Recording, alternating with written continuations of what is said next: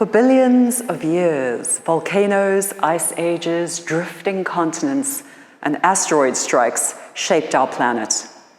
Then, in a geological blink, we arrived, Homo sapiens. We pump carbon into the sky, we acidify oceans, we dam rivers, we bulldoze forests, and we leave behind a geological signature of radioactive waste, plastic, and chicken bones. The planet now bears the unmistakable fingerprints of one species, us. But scientists still debate whether the Anthropocene, as an official epoch, exists.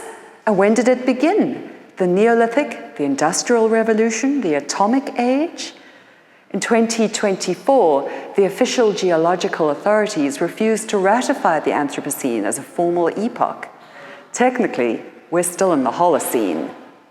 And yet the term refuses to die, because even if it is not formally recognized, it captures something undeniable.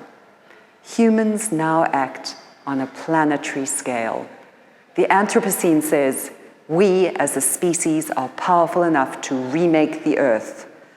The question is, what kind of world we want to make? And will we survive it?